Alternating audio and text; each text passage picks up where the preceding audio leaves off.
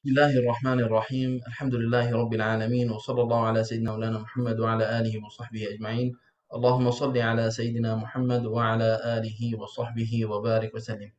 Mari kita sama-sama insya-Allah mula kelas kita dengan bacaan Al-Fatihah. Al-Fatihah ila hadrat Nabi Mustafa sallallahu alaihi wa alihi wasallam wa ala niyyati shifa wa raf'il bala wa nasr ala da'i sufri wa ithri al-farj wa rahmatan jami'il muslimin wal muslimat wal mu'minina wal mu'minat al-ahya'i minhum wal amwat wa ala niyyati anna Allah subhanahu wa ta'ala yassir lana umurana wa yaqdir lana jami'a hawajina wa yarfa'na fi 'ala aliyyin ma'al habib Mustafa Taha al-amin سيد الخلق أجمعين وعلى نية أن الله سبحانه وتعالى يجعل البركة والخير والنور والنفع في هذه الدروس يا رب العالمين، وعلى نية الفتوح والتيسير، وعلى نية صالحة نواها الصالحون خصوصا من أحبابنا يا رب العالمين. وإلى حضرة النبي محمد صلى الله عليه وآله وسلم. الفاتحة. اللهم صل عليه وعلى آله. بسم الله الرحمن الرحيم.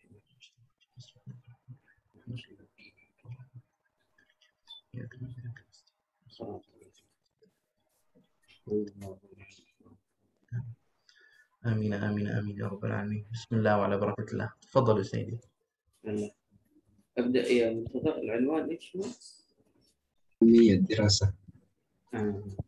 بسم الله الرحمن الرحيم. الحمد لله رب العالمين وبه نستعين على أمور الدنيا والدين، وأصلي وأسلم على أشرف الأنبياء والمرسلين من أرسله الله رحمة للعالمين، وعلى آله وصحابته والتابعين لهم بإحسان وحسن يقين إلى يوم الدين. Jadi Syekh mulakan pengajian kita pada hari ini dengan mengucapkan puji dan syukur kepada Allah Subhanahu wa taala. Kemudian dan selawat dan salam kepadanya lah kita mohon segala bentuk bantuan di dalam urusan dunia dan juga urusan akhirat. Dan kemudian selawat dan salam kepada insan yang paling mulia, yang mana baginda adalah insan yang diutuskan oleh Allah Subhanahu wa taala sebagai rahmat kepada sekalian alam. Kemudian kepada para ahli keluarga, para sahabat dan seterusnya, kepada para pengikut di atas jalan ini dengan penuh keyakinan sehinggalah hari kiamat. Subhanaka la ilma lana illa ma 'allamtana innaka antal alimul hakim. Maha suci Allah Subhanahu wa taala yang mana tidak ada ilmu melainkan datang daripadanya. Bidayatan nashkuru fadilat Syekh Nadir Ad-Dimishqi hafizahullah taala على استضافته لنا في هذا البرنامج وفي هذا الدرس المبارك بإذن الله. Jadi pada mulanya saya mengucapkan ribuan terima kasih kepada Syekh Nadir hafizahullah taala kerana telah mengundang Syekh untuk memberikan pengajian pada hari ini. ونسأل الله سبحانه وتعالى أن يجعل ذلك في ميزان حسناته. Dan mudah-mudahan ini dijadikan sebagai pahala ganjaran di timbangan Syekh Nadir. حديثنا في هذه الليلة المباركة بإذن الله تعالى عن أهمية دراسة علامات الساعة كركن من أركان الدين. Jadi pada hari ini kita akan mempelajari di bawah tajuk kepentingan mempelajari ilmu fiqh tahawulat sebagai salah satu daripada rukun agama. من المعلوم أننا نعيش في آخر الزمان. Jadi sebagaimana yang telah kita ketahui, kita sekarang ini berada di akhir zaman. وآخر الزمان هو الزمان الذي أخبر عنه النبي صلى الله عليه وسلم أنه تكثر فيه التحولات والتغيرات. Jadi di akhir zaman ini adalah satu tempoh masa yang telah pun diberitahu oleh baginda sallallahu alaihi wasallam akan berlaku banyak perubahan dan juga fenomena di dalamnya. وعلامات الساعة في آخر الزمان تظهر بكثرة. Dan petanda hari kiamat akan zahir dengan banyaknya di akhir zaman. والنبي صلى الله عليه وسلم أشار إلى ذلك في أكثر من حديث. Dan Nabi sallallahu alaihi wasallam telah mengisyaratkan di dalam banyak hadis. وقد سئل النبي صلى الله عليه وسلم من رجل من الأعراب. Jadi ada seorang lelaki daripada kawasan pendalaman telah bertanya kepada baginda sallallahu alaihi wasallam. قال إعرابي يا رسول الله متى الساعة؟ Jadi orang yang tinggal di kawasan pendalaman ini datang bertanya kepada baginda sallallahu alaihi wasallam, wahai Rasulullah, bilakah berlakunya hari kiamat? وهذا السؤال دائما يدور في خلد وفي عقل كثير من الناس. Jadi soalan seperti ini seringkali timbul ataupun seringkali ditanyakan oleh orang. لا سيما أولئك الذين عاصروا النبي صلى الله عليه وسلم. Terutamanya mereka yang hidup di zaman Nabi SAW. لأنهم كانوا قبل الإسلام لا يؤمنون أن هناك بعث، يعني أن هناك يوم آخر. Kerana sebelum kedatangan Islam, mereka tidak pernah meyakini bahawa akan datang hari kebangkitan. فبعد أن آمنوا بالله ورسوله وعلموا أن هناك حساب وعقاب ويوم آخر، كانوا يكثرون السؤال عن هذا الموعد الذي يصادف يوم القيامة. Jadi setelah kedatangan Islam dan mereka pun telah dijelaskan tentang nanti akan ada hari kebangkitan, akan ada pembalasan daripada perbuatan baik dan juga amalan baik dan juga amalan buruk kita. Kemudian setelah perkara ini sampai kepada mereka, mereka mula banyak bertanya bilakah perkara tersebut akan terjadi. هو عبارة عن فضول، دائما الناس يصيبهم شيء من الفضول، يريدون أن يعرفون ما هو وقت ومتى الزمان التي تقوم فيه الساعة. Jadi mereka ini dalam keadaan yang gairah ataupun dalam keadaan sangat ingin tahu bilakah berlakunya hari kiamat dan bilakah berlakunya hari kiamat. والسؤال دائما كان يكثر من الأعراب، والأعراب هم سكان البادية من العرب والعجم، يسموا أعراب. Jadi soalan-soalan seperti ini selalunya ditanya, kebiasaannya ditanya oleh orang yang disebut sebagai Arab, iaitu orang yang tinggal di kawasan pendalaman, baik orang tersebut orang Arab ataupun orang Ajam. فقال رسول الله صلى الله عليه وسلم للإعرابي: ما المسؤول عنها بأعلم من السائل. يعني أنا وأنت لا نعرف متى موعد الساعة. Kemudian baginda sallallahu alaihi wasallam menjawab, orang yang ditanya dan juga orang yang bertanya tidak tahu bilakah berlakunya hari kiamat. لأن الساعة علمها عند الله. Kerana tentang hari kiamat ini hanya diketahui oleh Allah Subhanahu wa taala. ومعرفة توقيت الساعة من الأمور الغيبية التي اختص الله بها لنفسه. Jadi waktu tepat bilakah berlakunya hari kiamat, Allah Subhanahu wa taala mengkhususkan pengetahuan tersebut hanya untuk dirinya sahaja. إذا كانت إجابة النبي صلى الله عليه وسلم لهذا الرجل على أنه كما أنت لا تعرف أنا لا أعرف. Jadi begitulah jawapan baginda sallallahu alaihi wasallam kepada lelaki tersebut, sebagaimana engkau tidak ketahui, aku juga tidak mengetahuinya. ولكن النبي صلى الله عليه وسلم وجه هذا الإعرابي لأمر آخر. Akan tetapi baginda sallallahu alaihi wasallam menunjukkan perkara yang lain kepada lelaki tersebut. فقال النبي له: ولكن أشراطها، يعني لا تسأل عن الساعة وإنما اسأل عن العلامات. Baginda sallallahu alaihi wasallam menyebutkan akan tetapi tanyalah tentang petanda-petandanya. فقال له النبي صلى الله عليه وسلم: dan baginda sallallahu alaihi wasallam bersabda, من أشراط الساعة تقارب الأسواق. تقارب الأسواق. يعني كثرت الأسواق في البلاد الواحدة وتقاربها. أسواق أو أسواق. الأسواق السوق، بسار. بسار. بسار. بسار. Jadi Nabi sallallahu alaihi wasallam menyebutkan apabila hampirnya berlaku akan banyaknya pasar-pasar di suatu tempat. لأنه كان في الأزمنة الأولى كان في كل مدينة يوجد سوق واحد. Kerana pada ketika itu ataupun sebelum itu setiap di dalam satu bandar hanya ada satu pasar sahaja. لكن النبي أشار أن من علامات الساعة تكثر الأسواق. Dan baginda sallallahu alaihi wasallam memberi isyarat apabila hampir berlakunya hari kiamat maka akan banyaknya pasar-pasar dibuka. ونتيجة لكثرة الأسواق تتقارب، يكون كل سوق قريب من السوق الثاني. Dan di antara isyarat yang diberikan oleh baginda sallallahu alaihi wasallam lagi, pasar-pasar yang dibuka di tempat yang berdekatan. وهذا ما نلاحظه ونشاهده في زماننا هذا. Dan perkara ini telah pun kita saksikan berlaku di zaman kita pada hari ini. نجد أن المولات كثرت والأسواق كثرت وتقاربت. Dan kita dapat lihat berapa banyak mall ataupun pasar raya ataupun pasar dibina dan semuanya berdekatan. وهذا إشارة إلى كثرة اهتمام الناس بأمور الدنيا والحياة في آخر الزمان. Dan perkara ini menunjukkan kepada kita dan memberitahu kepada kita bahawa umat di akhir zaman ini lebih banyak mementingkan urusan-urusan dunia mereka. فيصبح الناس في آخر الزمان يقضون كثير من أوقاتهم في الأسواق. Jadi umat di akhir zaman ini banyak menghabiskan waktu mereka di pasar-pasar ataupun di pasar raya. ويهتمون بأمور الحياة والمعيشة أكثر من اهتمامهم بأمور الدين. Dan ini juga menunjukkan dan menerangkan kepada kita bahawasanya umat di akhir zaman ini lebih banyak mementingkan urusan kehidupan mereka berbanding dengan urusan agama dan urusan akhirat mereka. بينما كان الجيل الأول لا يهتمون بارتياد الأسواق إلا للحاجة.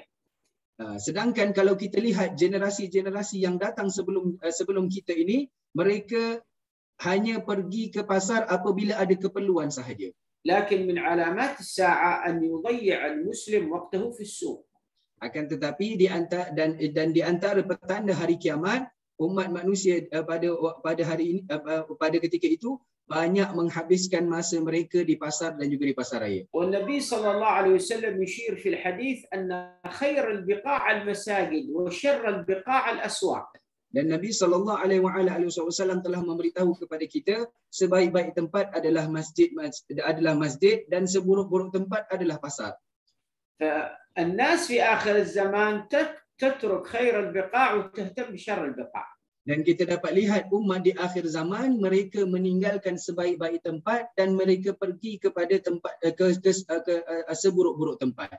حتى يكون اهتمامهم بالأسواق أكثر من اهتمامهم بالمساجد. Bahkan mereka lebih menitik beratkan dan lebih mementingkan apa yang ada di pasar berbanding apa yang berada di masjid. إذا لاحظنا اليوم مثلا المساجد أكثرها مغلقة أو يحضرها عدد محصور من المصلين، لكن الناس لا تسأل دائما عن متى سيفتح المساجد، لكن إذا أغلقت الأسواق الناس تغضب لذلك. Dan kita dapat lihat juga apa yang berlaku kepada kita pada hari ini, masjid kebanyakannya ditutup ataupun sebahagian masjid hanya dihadiri oleh jamaah dengan jumlah yang sedikit.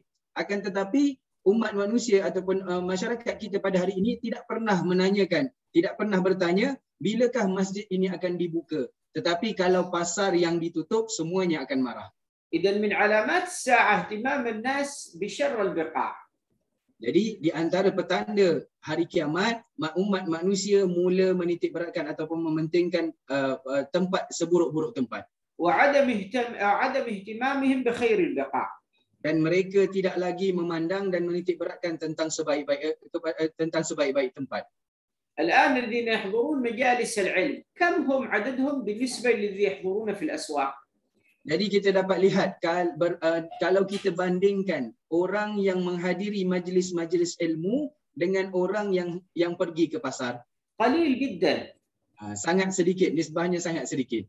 وهذه علامة من علامات الساعة. Dan ini merupakan salah satu daripada petanda hari kiamat. سيدنا أبو هريرة رضي الله تعالى عنه وأرضاه. Dan Sayyidina Abu Hurairah radhiyallahu anhu warḍah, بعد وفاة النبي صلى الله عليه وسلم selepas kewafatan baginda sallallahu alaihi wasallam, رأى أن الناس في السوق أكثر من الناس الذين هم في المسجد.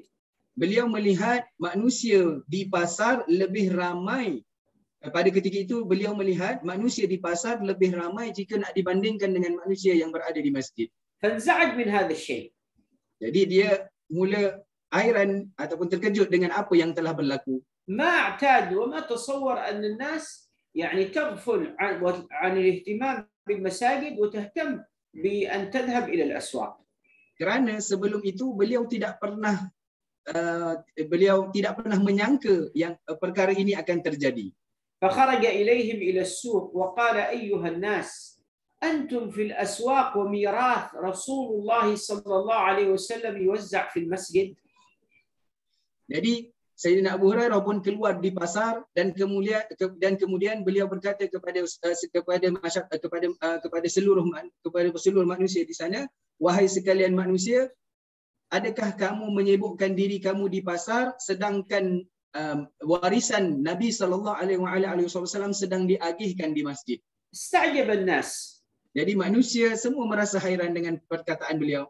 ميراث رسول الله يوزع في المسجد يعني في المسجد في فلوس توزع.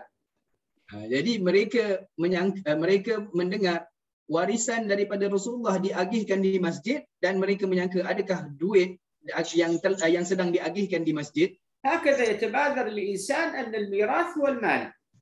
Dan begitulah pemahaman yang dikatakan pemahaman yang agak tergesa-gesa daripada seorang manusia apabila disebutkan warisan semuanya memandang kepada harta ataupun duit. فذهب الناس مسرعون إلى المسجد. Jadi manusia pada ketika itu semuanya berpusu-pusu ke masjid. دخلوا المسجد فما وجدوا في المسجد إلا حلقات علم وحلقات ذكر. Ketika mereka sampai di masjid, yang mereka jumpa adalah halaqah pengajian ilmu dan juga halaqah zikir. فقالوا يا أبا هريرة ألم تقل أن ميراث النبي يوزع في المسجد؟ Kemudian mereka pun bertanya kepada Abu Hurairah, wahai Abu Hurairah, bukankah warisan daripada Rasulullah sedang diagihkan di masjid? فقال لهم أو ما سمعتم النبي صلى الله عليه وسلم يقول نحن معاشر الأنبياء لا نورث دينارا ولا درهما وإنما نورث العلم فمن أخذه فليأخذه بحظ وافر أو كما قال صلى الله عليه وسلم. Jadi Abu Hurairah pun berkata, tidakkah kamu pernah mendengar Rasulullah sallallahu alaihi wasallam bersabda, mereka dari kami daripada kalangan anbiya tidak mewariskan harta dinar dan akan tetapi yang diwariskan oleh mereka para nabi adalah ilmu, dan maka barang siapa yang ingin mengambilnya ambillah dengan bersungguh-sungguh. Atau kama qala sallallahu alaihi wasallam. هذا في الزمان الأول فكيف في زماننا الذي نعيشه؟ Perkara yang diberitahu ini, kisah yang diberitahu ini berlaku di zaman tersebut. Bagaimana pula dengan zaman kita pada hari ini?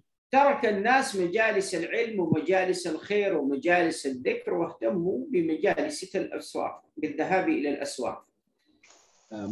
Umat manusia pada hari ini sudah banyak dan sudah ramai meninggalkan majlis dan juga majlis ilmu dan juga majlis zikir. Mereka lebih memilih untuk pergi ke pasar. لهذا قال النبي صلى الله عليه وسلم تتقارب الأسواق. Jadi baginda sallallahu alaihi wasallam memberitahu pasar ini akan dibuka dengan di kawasan yang dikatakan dengan saling berdekatan. ثم ذكر النبي للإعرابي من علامات وأشراط الساعة. Kemudian diberitahu lagi kepada orang I'rabi ataupun orang yang tinggal di kawasan pendalaman ini di antara petanda-petanda hari kiamat lagi. قال ومطر لا نبات.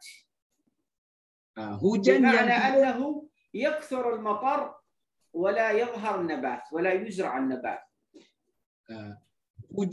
Hujan yang turun sangat banyak akan tetapi tumbuh-tumbuhan tidak banyak.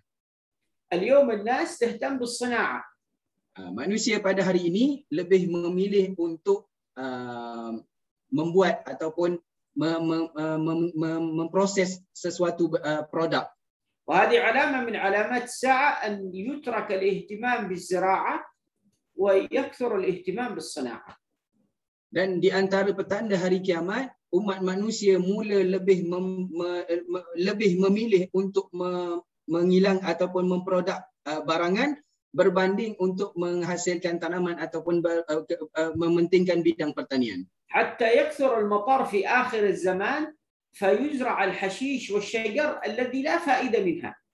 Jadi walaupun hujan sangat banyak turun di akhir zaman ini, hujan turun sangat banyak hujan yang turun, akan tetapi yang tumbuh hanyalah rumput dan juga lalang yang tidak dapat memberi manfaat kepada umat manusia. فمن علامات الساعة كثرة الأشجار الذي لا منفع منها. Jadi di antara petanda hari kiamat, banyaknya pohon-pohon akan tetapi tidak memberi manfaat. وأنتم ترون اليوم الأمطار كم تنزل، لكن كم الزراعات التي يستفاد منها قليل بالنسبة للغابات والأعشاب والأشجار التي لا فائدة منها. Jadi kita dapat lihat pada hari ini sangat banyak hujan yang turun akan tetapi tidak menghasilkan tanaman-tanaman yang dapat memberi manfaat kepada manusia, tapi yang banyaknya hanyalah pohon-pohon dan juga pokok-pokok yang tidak memberi manfaat kepada manusia. بل يأتي زمان يكثر فيه المطر ولا يزرع شيء. Dan akan datang nanti suatu zaman hujan yang turun akan tetapi tidak ada tanaman yang tumbuh di bumi. وهذا فيه إشارة أن الناس في آخر الزمان لا يهتمون بالزراعة. Jadi ini adalah isyarat kepada kita bahawasanya umat di akhir zaman ini tidak lagi mementingkan bidang pertanian ataupun menanam tanaman yang memberi manfaat. وعدم الاهتمام بالزراعة يعد من علامات الساعة الصغرى. Jadi tidak mementingkan bidang pertanian ataupun menanam tanaman yang memberikan manfaat ini salah satu daripada petanda kecil. لهذا ينبغي على المسلم إذا كان عنده أرض أن يهتم بزراعتها لأنها ستوفر له منتوج يستفيد منه ويستفيد الناس أيضا. Jadi bagi mereka yang memiliki tanah, maka tanamlah ataupun kerjakanlah tanaman kamu di sana dan tanamlah pohon yang tanaman yang dapat memberi manfaat kepada kamu, kerana ini akan dapat memberi manfaat kepada kamu dan juga orang lain. وهذا من باب الاهتمام بالاكتفاء الذاتي. Jadi ini di antara yang disebut sebagai menitik beratkan keperluan hidup. الناس في الزمان في آخر الزمان يهتمون أن يشتغلوا أجراء وعاملين عند الآخرين. Jadi umat manusia di akhir zaman ini lebih memilih untuk mengupah pekerja untuk mengerjakan pekerjaan mereka. يعمل في محل أو يعمل في مصنع أو يعمل في شركة ثم في آخر الشهر يستلم راتب. Dan minta maaf ada kesilapan sedikit. Syekh menyebutkan di akhir zaman ini umat manusia lebih memilih bekerja untuk mendapatkan gaji, secara bulanan. لكن هذا العمل قد لا يستمر. Dan Syekh menyebutkan pekerjaan seperti ini berkemungkinan tidak dapat bertahan lama. قد يأتي وقت صاحب الشركة يفلس ويفنش العمال كلهم. Kerana berkemungkinan suatu masa nanti pemilik syarikat ni jatuh muflis dan kamu tidak ada lagi pekerjaan. أو صاحب المحل يغلق محله وينهي العمال. Ataupun pemilik kedai ataupun pemilik sebuah disebutkan sebuah perusahaan sudah jatuh bankrupt, kemudian pekerjanya semua diberhentikan dan mereka tidak ada lagi kerja. بل حتى موظفين الدولة قد يأتي في وقت لا يستلمون رواتب. Dan bahkan mereka yang bekerja di kerajaan sekalipun, bahkan terkadang Syekh menyebutkan berkemungkinan suatu masa nanti mereka sudah tidak dapat lagi gaji mereka. بسبب الأزمات الاقتصادية التي في العالم. Kerana kepincangan di dalam ekonomi yang berlaku di seluruh dunia. وإذا أخذنا مثال بسيط نجد أن الدول العربية التي حصل فيها الربيع العربي، الكثير من الدول العربية الآن لا يستلم الموظفين الذين هم ينتسبون للمرافق الحكومية رواتب، خلاص فلست الدولة ما عاد تعطيهم رواتب. Dan perkara ini telah pun terjadi kalau kita lihat negara-negara yang terlibat dengan Arab Spring, negara-negara tersebut walau penduduk ataupun warga negara di sana, warga negara tersebut mereka walaupun bekerja di kerajaan mereka sudah tidak dapat gaji. هذه من التحولات التي تحصل في آخر الزمان. Jadi ini di antara perubahan yang berlaku di akhir zaman. بسبب أن الناس ما عاد تهتم بالعمل الخاص تابع لها، وإنما دائما تريد أن تكون أجيرة عند غيرها. Kerana manusia pada hari ini sudah tidak mahu mengerjakan pekerjaan yang dapat memberi manfaat kepada dirinya, bahkan mereka lebih memilih bekerja untuk mendapatkan gaji daripada orang lain. لهذا النبي يشير إلى هذا الأمر. Jadi baginda sallallahu alaihi wasallam telah mengisyaratkan tentang perkara ini. أن في آخر الزمان تكثر الفتن. Jadi di akhir zaman akan berlaku banyak fitnah. ومن أشد الفتنة على الإنسان أن لا يجد ما يأكله ولا يشرب. Di antara fitnah yang dahsyat berlaku kepada umat manusia ini, mereka sudah tidak ada lagi makanan untuk dimakan dan juga minuman untuk diminum. ما عنده فلوس يشتري الطعام. Mereka sudah tidak ada duit untuk membeli makanan. ما عنده مال يقضي به حاجته الذي يريده وحاجة أولاده. Mereka sudah tidak ada simpanan ataupun harta untuk mencukupkan keperluan untuk mencukupi keperluan kehidupan mereka dan juga anak-anak mereka. إذا حصل مثل هذه الأمور. Jadi apabila terjadinya perkara seperti ini, وقد حصلت في كثير من الدول العربية كما قلنا لكم. Jadi ini perkara seperti ini telah pun terjadi di kebanyakan negara Arab seperti mana yang Syekh jelaskan sebentar. طيب كيف نعمل؟ Jadi apa yang perlu dilakukan? Apa yang pada ketika perkara ini berlaku? النبي صلى الله عليه وسلم وجهنا. Nabi SAW telah menunjukkan kepada kita. قال من كان عنده أرض فليلحق بأرضه. Jadi bagi mereka yang mempunyai bidang tanah, maka kembalilah, kerjakanlah tanah mereka. معك أرض في القرية Jadi kalau kamu ada tanah di kampung تاركها yang telah lama kamu tinggalkan, مهملها muhmilha, يعني يشتغل فيها yang sudah tidak pun dikerjakan ataupun sudah tidak diuruskan, وتشتغل في المدينة dan kamu lebih memilih untuk bekerja di bandar بأجرة بسيطة dengan mendapat gaji yang sedikit, قد تمنع عنك هذه الأجرة dan bahkan terkadang gaji kamu tidak dapat gaji. قال إذا حصلت عندك هذه الأزمة الاقتصادية ومعك أرض اذهب إلى أرضك وازرعها واحصدها واستفيد منها. Nabi SAW memberitahu kalau perkara tersebut terjadi kepada kamu, ekonomi kamu dikekang ataupun kamu sudah tidak lagi mendapatkan gaji, maka baliklah ke tanah ataupun baliklah ke tempat kamu dan kerja dan usahakanlah tanah kamu. لهذا قال من كان عنده أرض فليلحق بأرضه. Jadi barang siapa yang, kerana itu diisyaratkan di sini, barang siapa yang mempunyai tanah, maka kembalilah usahakan tanah mereka. معنى يلحق بأرضه يعني يذهب إليها ويزرعها ويستثمرها. Yang dimaksudkan dengan usahakan tanah mereka, tanamlah tanaman dan juga dengan tanaman yang dapat memberi manfaat kepada mereka. قال ومن كان عنده غنم فليلحق بغنمه. Dan disebutkan juga barang siapa yang mempunyai binatang ternakan, kambing, maka usahakanlah, kerjakanlah kambing mereka. في هذه إشارة إلى أنه في آخر الزمان الاهتمام بالثروة الزراعية والثروة الحيوانية من أهم الأشياء في الاكتفاء الذاتي وفي الاقتصاد للإنسان. Jadi daripada isyarat yang diberikan ini menunjukkan kepada kita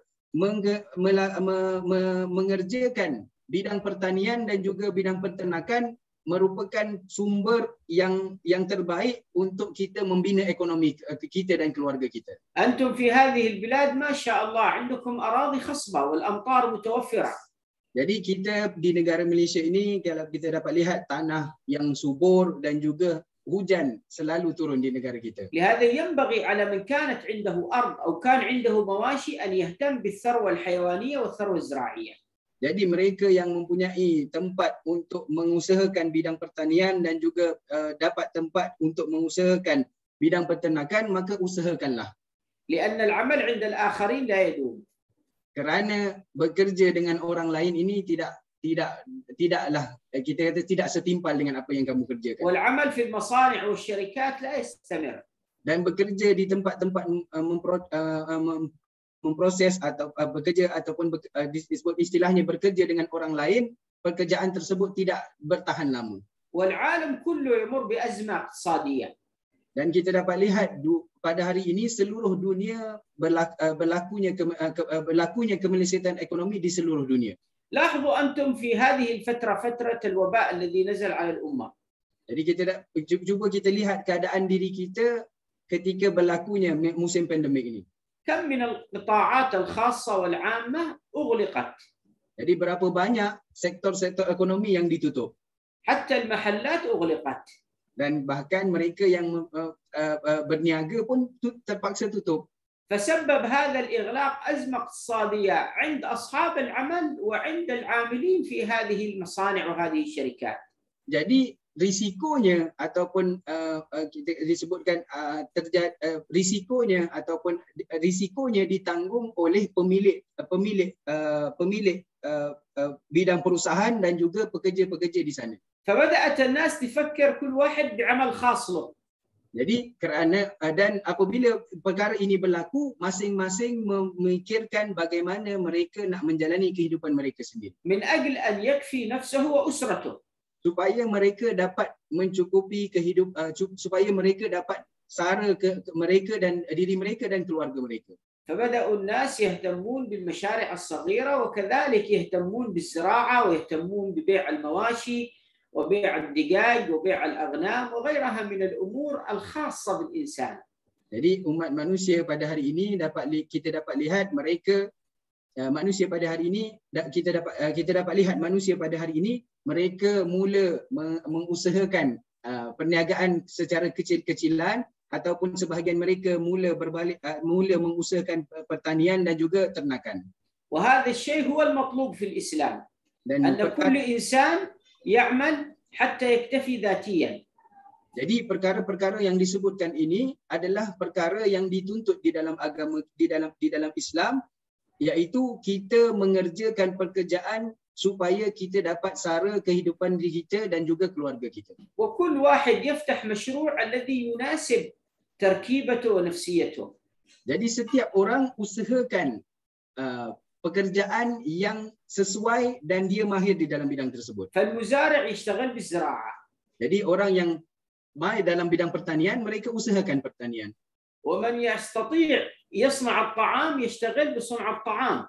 Jadi mereka yang boleh mengusahakan bidang makanan ataupun dapat membuat makanan, maka dia usahakan bidang makanan. ومن يحب تربية الحيوانات يشتغل بتربية الحيوانات وبيعها. Jadi bagi mereka yang suka ataupun mahir di dalam bidang peternakan, mereka usahakan bidang ternakan. ومن يستطيع أن يعلم ويدرس يفتح له مدرسة ويعلم فيها الناس. Jadi bagi mereka yang mempunyai ahli di dalam mengajar ataupun mempunyai ilmu untuk mengajar, maka mereka buka pusat-pusat pengajian. وكل كما قال النبي مسخر لما خلق له. مسخرا لما خلق له. لما خلق له يعني كل إنسان يعمل الشيء الذي يعرفه. Jadi seperti mana yang disebutkan oleh baginda sallallahu alaihi wasallam, setiap manusia mereka kerjakan apa yang mereka ketahui. ويكون بهذا اكتفى ذاتيا عن العمل عند الآخرين. Jadi daripada apa yang mereka kerjakan ini, dapatlah mereka sara kehidupan mereka, dan ini lebih baik berbanding dengan mereka bekerja dengan orang lain. ثم أشار النبي صلى الله عليه وسلم للإعرابي بأن من علامات وأشراط الساعة ظهور الغيبة. Jadi baginda sallallahu alaihi wasallam memberitahu lagi kepada lelaki tersebut, di antara petanda hari kiamat akan banyak berlakunya ghibah. والغيبة هي أن تذكر أخاك بما يكره. Ghibah, yang dimaksudkan dengan ghibah adalah kamu menyatakan suatu perkara tentang saudara kamu dengan perkara yang tidak disukai. في غيبته. Ini maksudnya mengata di belakangnya. يعني هو غير موجود تتكلم عليه بالشيء الذي إذا سمعه يكرهه. Kamu mengata di belakangnya dengan perkara yang tidak disukai. أما إذا تكلمت عنه بشيء يكره أمام وجهه فهذا يسمى بهتان. Buhtan. Adapun kalau kamu berkata suatu perkara yang tidak disukai di hadapannya, maka ini dipanggil sebagai buhtan. في آخر الزمان يشير النبي إلى أنه تكثر الغيبة عند الناس. Jadi baginda sallallahu alaihi wasallam memberitahu di akhir zaman akan banyak berlakunya ghibah. وهذا في زماننا الذي نعيش فيه ما أكثر. Jadi kita dapat lihat betapa banyaknya berlaku ghibah di zaman kita pada hari ini. يكاد أن يكون ما من مجلس يجلس فيه اثنان إلا ويذكر آخر بالغيبة. Jadi Syekh menyebutkan hampir sahaja boleh kita katakan apabila berhimpunnya ataupun berkumpulnya dua orang manusia, maka akan berlaku ghibah di situ. كان أول عادهم يقولون أن الغيبة مشهورة عند النساء، أما الآن حتى الرجال فاقوا على النساء بالغيبة والعياذ بالله. Jadi kalau di zaman dahulu kita tahu ghibah ini banyak berlaku di kalangan orang-orang perempuan, tapi di zaman kita pada hari ini bahkan lelaki melampaui ataupun melebihi orang perempuan. وهذه علامة من علامات الساعة. Dan ini merupakan salah satu daripada petanda hari kiamat. يصير الناس يتكلمون على الآخرين بما يكرهون من غير أن يراقبوا الله في كلامهم. Manusia pada hari ini sibuk berkata buruk tentang di belakang orang lain, dan mereka seolah-olah mereka tidak sadar Allah sedang memantau apa yang mereka kerjakan. والله عز وجل أمرنا أن لا نغتاب بعضنا البعض. Dan Allah Subhanahu wa taala memerintahkan kita untuk tidak berkata buruk di belakang orang lain, di belakang orang lain. Allah Azza wa Jalla la yaghtab ba'dukum ba'dha. Dan jangan kamu mengumpat ataupun berkata buruk kepada orang lain. أيحب أحدكم أن يأكل لحم أخيه ميتا فكرهتموه. يعني الذي يغتاب أخاه بما يكره كأنه يأكل لحمه ميت. لحم ميت. Jadi adakah kamu suka untuk memakan daging yang daging bangkai ataupun daging mayat saudara kamu sendiri? هل يمكن للإنسان أن يأكل اللحم الميت؟ Jadi adakah boleh tak kita nak tahan makan mayat orang lain? فلو أراد الإنسان أن يغتاب يذكر هذا أنه يأكل لحم ميت.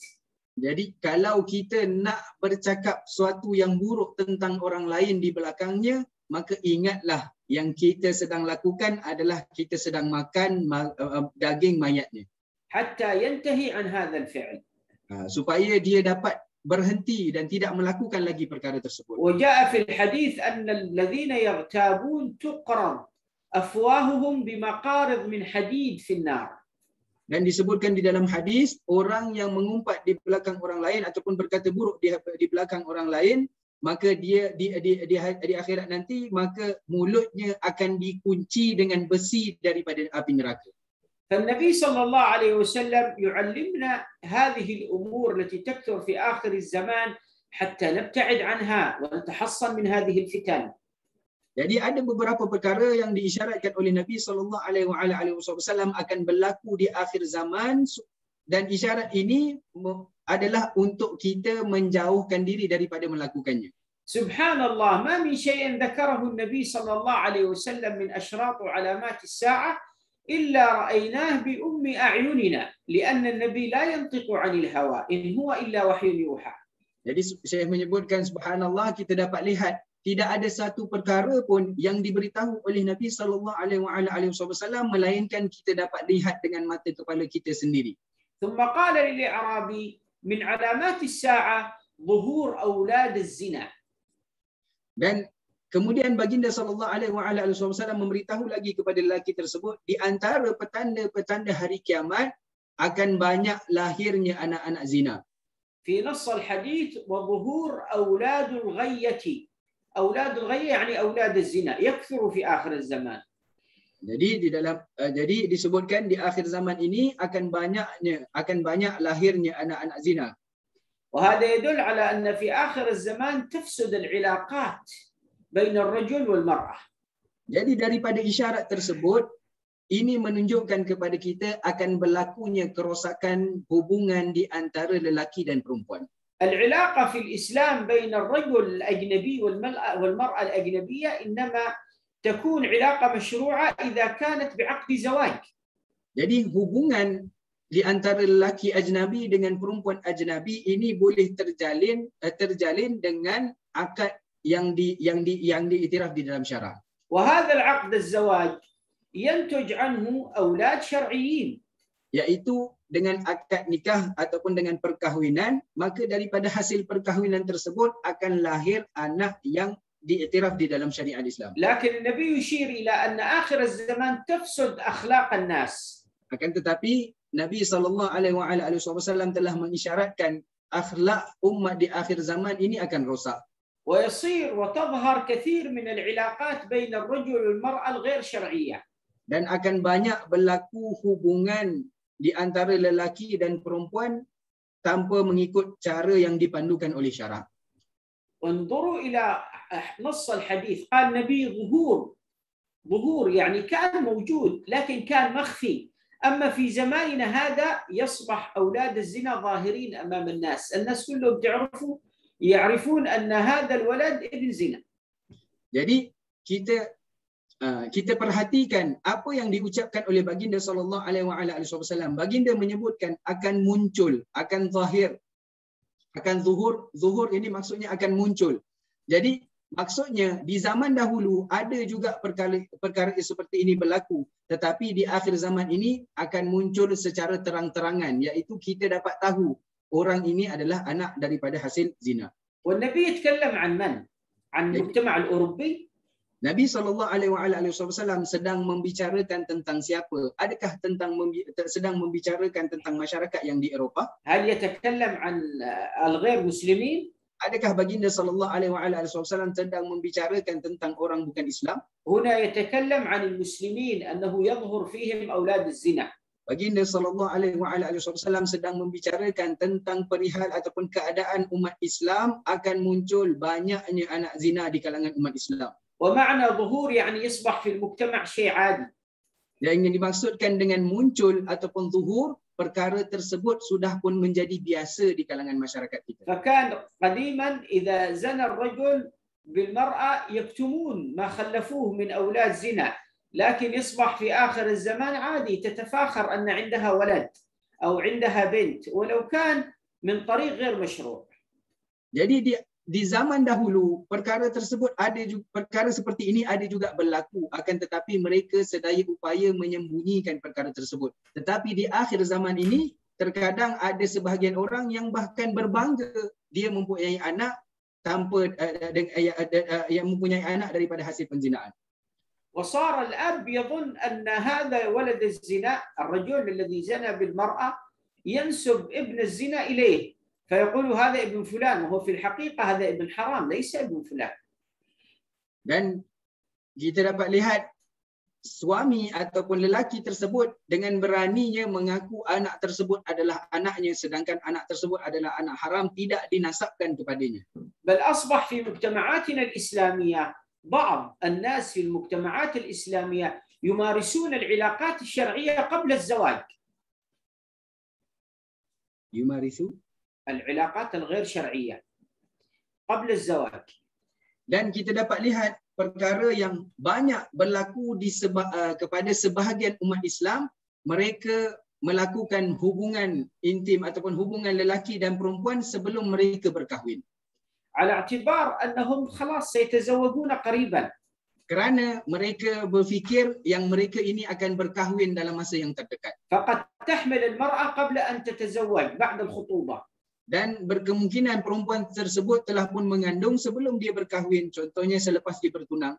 بل الصدمة الكبرى أن أهلها قد يفرحون وأهله قد يفرحون بهذا الحمل. Dan yang perkara yang lebih membimbangkan, ahli keluarga mereka gembira dengan kelahiran ataupun perempuan tersebut mengandung daripada hasil hubungan mereka. وهم لا يعرفون أن هذا الولد غير شرعي حتى لو عقد الرجل على امرأته فإن هذا الولد سواء كان ذكر أو أنثى لا ينسب إليه. Jadi Syekh menyebutkan yang lebih menyedihkan lagi, keluarga daripada pihak lelaki dan perempuan tidak mengetahui anak tersebut adalah anak daripada hubungan mereka sebelum pernikahan. Dan ketahuilah anak yang dikandung ataupun perempuan yang mengandungkan anak sebelum daripada berkahwin, apabila anak tersebut lahir tidak boleh dinasabkan kepada ayahnya, sama ada anak lelaki ataupun perempuan. هذه الأمور وهذا الفساد موجود في المجتمعات الإسلامية بسبب عدم انضباط الناس بالقواعد الشرعية. Jadi perkara seperti ini boleh terjadi kepada umat Islam kerana mereka tidak berpegang teguh dengan ajaran dan dengan ajaran Islam. وبسبب ظهور الاختلاط الغير مضبوط بالشريعة.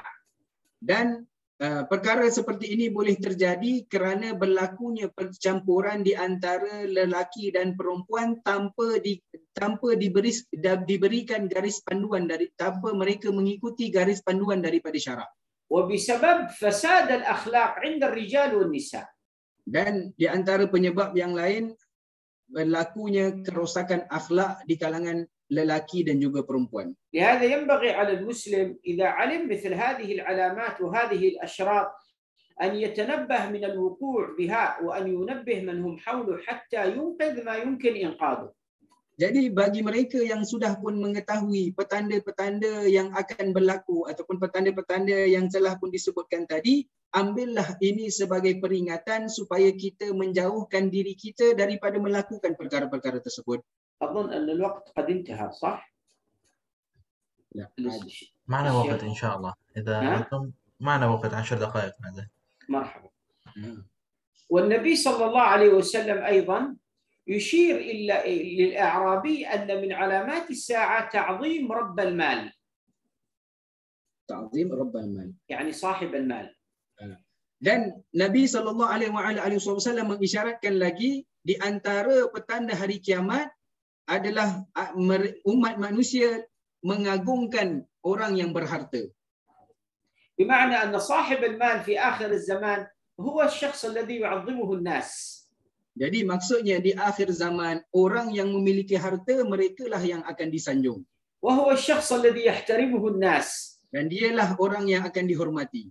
وهو الشخص الذي يحرص الناس على أن يتقربون منه. Dan dialah orang manusia pada ketika itu berebut untuk dekat dengan orang kaya. لأن قلوب الناس في آخر الزمان تعلقت بالمال. Kerana manusia di akhir zaman mereka hati mereka sudah berpaut dengan harta. وهذه إشارة أشار إليها النبي صلى الله عليه وسلم. لم يكن الصحابة يعرفون أن المسلمين سيصلون إلى هذه الدرجة يعظمون أصحاب الأموال. Dan isyarat ini dan isyarat yang telah pun disebutkan tadi, apabila baginda sallallahu alaihi wasallam memberitahu, para sahabat tidak pernah menyangka dan tidak terfikir bahawa umat Islam akan sampai ke tahap ini. كان قديما التعظيم لأهل العلم. Jadi orang-orang dahulu yang mereka muliakan adalah para ulama ahli ilmu. ولأهل الولاية. Dan mereka yang mencapai maqam kewalian. ولأهل الصلاح. Dan mereka orang-orang yang saleh. ولأهل القرآن. Dan mereka orang ahli Quran. ولآل البيت. Dan mereka para ahli bait. لكن التعظيم في آخر الزمان لا يكون إلا لأصحاب المال. Akan tetapi sanjungan umat akhir zaman ini mereka lebih memilih untuk menyanjung orang yang berharta berbanding dengan golongan-golongan yang disebutkan tadi. قديما كان حتى السلاطين والحكماء والحكام والأمراء يعظمون العلماء والصالحين. Orang-orang dahulu mereka bahkan sultan mereka, pemerintah mereka, menteri mereka menghormati dan menyanjungi para ulama dan juga orang-orang saleh. وأما في زماننا هذا, adapun apa yang berlaku di zaman kita pada hari ini, الناس ما تبحث عن الدين. Mereka sudah tidak lagi mencari agama. الناس تبحث عن الدنيا. Mereka umat manusia pada hari ini mencari dunia. وعن أصحاب الدنيا. Dan maka mereka pun mencarilah orang-orang yang memiliki dunia. من أصحاب المناصب والأموال. Orang yang mempunyai pengaruh dan juga orang yang mempunyai harta. إذا تجد بعض الناس من عامة الناس ممكن يقل أدبه في الحديث مع عالم أو مع صالح، ولكن إذا وقف أمام مسؤول من مسؤولين الدنيا يقف وهو ينتسف يرتجف، لا يستطيع من كثر ما يعظم هذا الذي أمامه لا يستطيع أن يتمالك نفسه. Jadi kita dapat lihat umat manusia pada hari ini, bahkan saya menyebutkan bahkan ini berlaku kepada orang awam. Mereka orang awam tersebut boleh jadi dia boleh mempertikaikan hadis ataupun mempertikaikan pandangan daripada seorang ulama, tetapi apabila dia berdiri di hadapan orang kaya ataupun orang yang berpengaruh, seolah saya kata takutnya dia berdiri di hadapan orang yang berpengaruh ini sampai dia tidak boleh bergerak. يذكرون أن هارون الرشيد. Jadi disebutkan di zaman Harun al-Rashid, وهو أحد الخلفاء, yaitu salah seorang khulafa. عندما دخل إلى الحرم كان معه ابنين الأمين والمأمون. Amin wal Ma'mun. Jadi ketika Harun al-Rashid ini masuk دخل إلى الحرم. دخل إلى الحرم عند الكعبة. ومعه ولديه الأمين والمأمون. Jadi apabila Harun al-Rashid masuk di Masjidil Haram, di kawasan Haram, maka ketika itu bersama beliau anaknya yang bernama Amin dan juga Ma'mun. فلما دخل فإذا برجل أسود اللون كأنه غراب حوله الناس ملتفون. Jadi ketika beliau dan anaknya masuk, mereka melihat ada seorang lelaki yang berkulit hitam dan disebutkan hitamnya kulit lelaki tersebut seolah-olah burung gagak dan lelaki tersebut dikerumuni oleh manusia ataupun orang lain, oleh masyarakat pada ketika itu. من هذا الرجل؟ Jadi siapakah lelaki tersebut? هذا الرجل سيدنا عطاء بن رباح، كان من كبار العلماء والأولياء. Jadi lelaki yang berkulit hitam tersebut adalah Sayyidina Atha ibn Rabah, seorang ulama dan juga orang yang saleh. سيدنا عطاء بن رباح كان قصير البنية. Jadi Atha ibn Rabah orangnya pendek. وكان أسود اللون كأنه غراب. Dan warna kulitnya hitam dan digambarkan seolah-olah burung gagak. وكان أعرج. Dan dia juga tempang. ولا يوجد في ذلك الوقت في الدنيا من هو أعلم من عطاء بن رباح. Akan tetapi pada ketika itu tidak ada orang yang lebih alim daripada Atha ibn Rabah. دخل أمير المؤمنين هارون الرشيد مع ولديه وعطاء بن رباح مترأس حلقة علم والناس كثر حوله في صحن الكعبة. Jadi pada ketika itu Harun al-Rashid masuk bersama dengan anaknya dan melihat Atha ibn Rabah sedang mengadakan pengajian dan pengajiannya dipenuhi oleh umat manusia pada ketika itu. دخل أمير المؤمنين. Jadi kita lihat Amirul Mukminin yang masuk pada ketika itu. لكن الناس لم تقم له وجلسوا ملتزمين بالدرس مع سيدنا عطاء بن رباح. Orang yang mendengar pengajian Atha ibn Rabah tak pun sibuk nak bangun menyambut kedatangan Amirul Mukminin pada ketika itu, tetapi mereka fokus mendengar pengajian daripada Atha ibn Rabah. أبناء هارون الرشيد استعجبوا، الناس جالسين لعطاء بن رباح، هذا أمير المؤمنين دخل، ما حد قام له، ما حد عظمه، وما حد عارف بقدره. Jadi anak kepada Harun al-Rashid ini merasa hairan, kenapa mereka ini seolah-olah tidak mempedulikan ayahnya ataupun Amirul Mukminin yang masuk, dan mereka lebih memilih untuk duduk diam dan fokus mendengar pengajian daripada Atha ibn Rabah. فنظروا إلى أبيهم. Jadi anaknya pun melihat kepada ayahnya. مستعجبين، الناس ملتفين حول هذا، وأنت أمير المؤمنين. Dengan keadaan dia kata anaknya melihat kepada ayahnya, dia kata dengan terkejut anaknya melihat kepada ayahnya, apa yang sedang berlaku di sini. فتبسم هارون الرشيد لأبنائه. Jadi Harun al-Rashid hanya tersenyum melihat kepada anaknya. وقال لأبنائه هذا الرجل لا يوجد في هذه الدنيا من هو أعظم منه في هذا الزمان. Jadi Harun al-Rashid pun berkata kepada anaknya, di zaman ini tidak ada orang yang lebih mulia dan lebih agung daripada lelaki tersebut. اجلسوا في مجلسه. Jadi Harun al-Rashid menyuruh anaknya untuk duduk di dalam majlis Atha ibn Rabah. وخذوا عنه العلم. Dan ambillah dan belajarlah dengan beliau. وعظموه. Dan agungkan dan muliakanlah beliau. هكذا كان حال الناس، يعظمون أصحاب العلم. Begitulah keadaan umat manusia pada ketika itu, mereka mengagungkan orang yang berilmu ataupun para ulama. لا يهتمون بمظهر. Mereka tidak sama sekali memandang luaran. ولا يهتمون بمال. Dan mereka tidak pernah memandang harta. ولا يهتمون بمنصب. Dan mereka tidak pernah memandang pengaruh seseorang. وإنما يعظم من عظمه الله. Ataupun kedudukan ataupun pangkat seseorang, akan tetapi yang mereka muliakan adalah golongan yang telah dimuliakan oleh Allah Subhanahu wa taala. والنبي صلى الله عليه وسلم يقول.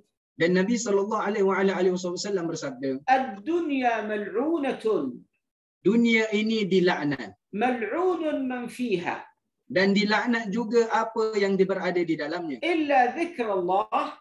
Kecuali zikir kepada Allah. وما والاه. Dan juga yang berkaitan dengannya. أو عالم أو متعلم. Ataupun orang alim dan juga orang yang menuntut ilmu. أو كما قال صلى الله عليه وسلم. أو كما قال صلى الله عليه وسلم. لكن زماننا هذا ما في تعظيم للعلماء. Tapi di zaman kita pada hari ini tidak ada lagi orang yang mengagungkan ulama. وإنما التعظيم للمناصب وأرباب الأموال. Mereka lebih mengagungkan orang yang berpangkat dan juga orang yang memiliki harta benda. دخل أبو جعفر المنصور إلى الحرم. ketika Abu Ja'far Al-Mansur masuk di tanah haram, من أجل أن يطوف، masuk di Masjidil Haram untuk bertawaf. فطاف بين الناس يزاحمهم، ما حد وسع له، قالوا هذا الخليفة، ما حد قال هذا الخليفة. Ketika beliau bertawaf, tak ada orang yang buka ruang untuk dia bertawaf. Semua orang bertawaf seperti biasa. كان أبو جعفر المنصور ما يحكم دولة، يحكم العالم الإسلامي كله. Jadi Abu Ja'far Mansur ini bukannya pemimpin sebuah negara, tetapi memimpin sebuah empire. فدخل هو وحاشيته للطواف فزاحم الناس وطاف معهم. Jadi apabila beliau masuk dengan pengikut-pengikut beliau, masyarakat pada ketika itu bertawaf seperti biasa.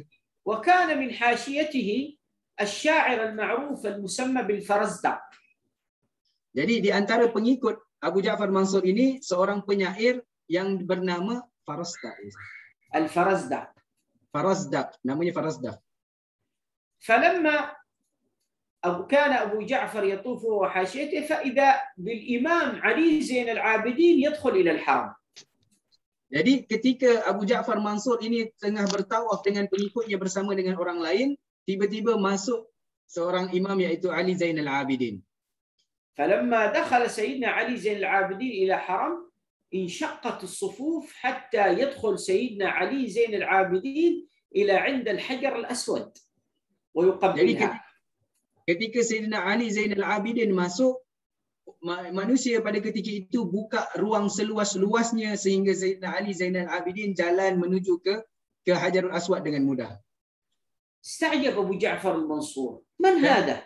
Dan menciumnya. Jadi Abu Ja'far Mansur terkejut dan hairan dan bertanya, siapakah lelaki tersebut?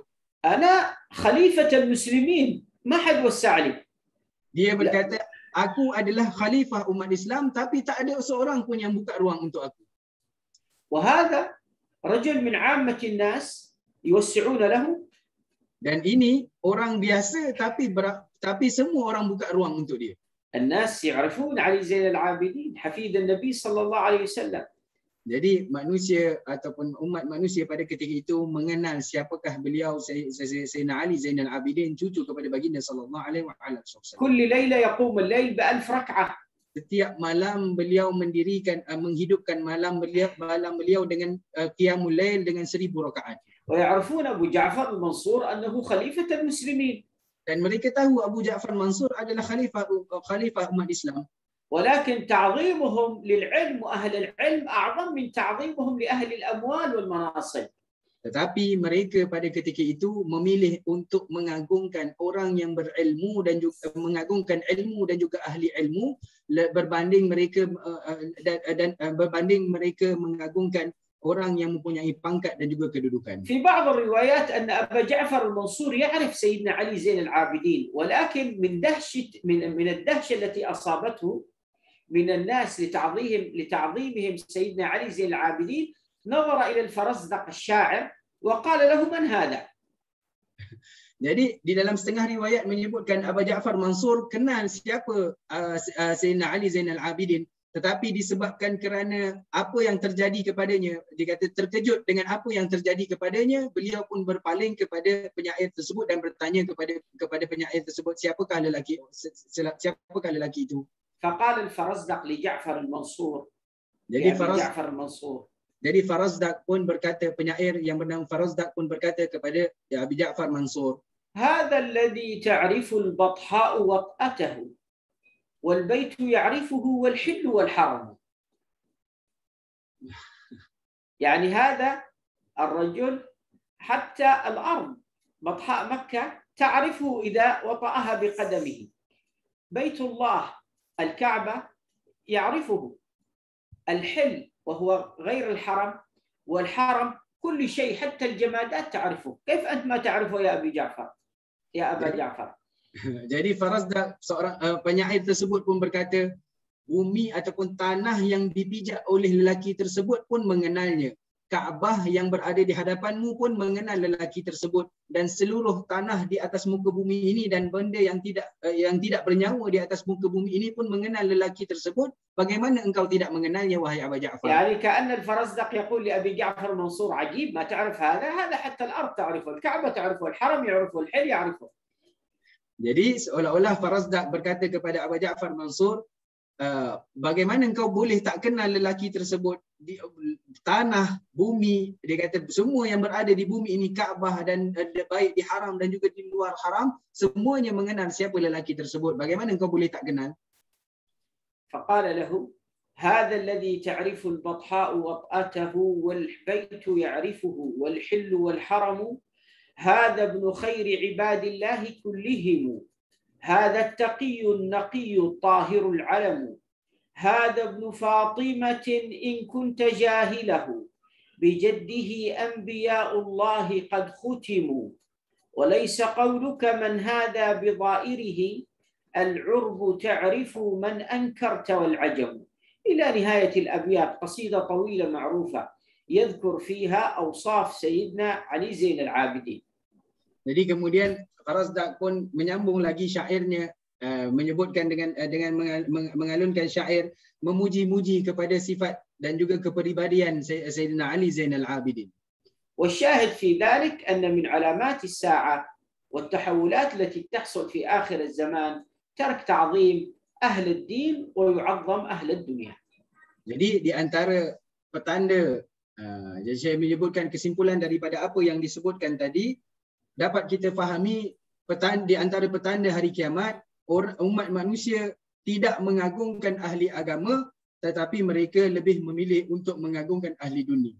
إن شاء الله تعالى في الدرس القادم نستكمل ما تبقى لنا من موضوع أهمية دراسة العلم بعلامات الساعة كركن أركان الدين. فنحن تكلمنا عن مقدمة حول علامات الساعة، وفي الدرس القادم نتكلم عن أهمية معرفة هذه العلامات كركن من أركان الدين.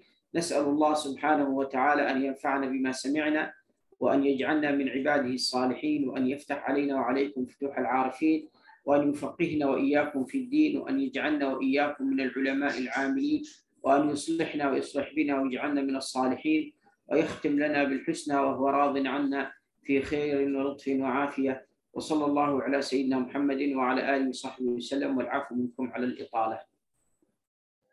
الحمد لله جزاكم الله خيرا يا سيدي وبارك الله فيكم. آمين يا رب. الله يبارك فيكم يا سيدي. الحمد لله. اللهم صل على سيدنا محمد وعلى آله وصحبه وبارك وسلم. اللهم صل على سيدنا محمد وعلى آله وصحبه وبارك وسلم. اللهم صل على سيدنا محمد وعلى آله وصحبه وبارك وسلم. Syukur kepada Allah Subhanahu wa taala yang mudahkan untuk kita untuk hadiri majlis ilmu. Semoga insya-Allah ada manfaat untuk semua. Insya-Allah amin ya rabbal alamin. Seperti mana tadi kita dengar pada Syekh, insya-Allah kita akan ada lagi satu kelas untuk kita sambung pada kelas yang akan datang biiznillah pada minggu yang akan datang biiznillah. Harap insya-Allah pada kelas depan kita semua hadir di awal waktu supaya kita insya-Allah dapat manfaat biiznillah. Barakallahu fikum dan kita jaga masa. الله يسلمكم يا سيدي. العفو منكم سيدي. سؤال بارك الله فيكم. إذا كان أحد من الطلاب عنده سؤال هل ممكن هذا أو الدرس يكون فقط عام بدون أسئلة؟ لا ممكن، ما في مشكلة. ما في مشكلة. طيب إن شاء الله. Okey, Syekh, Alhamdulillah beri izin untuk kita. Jika siapa-siapa ada soalan boleh tanya insya-Allah.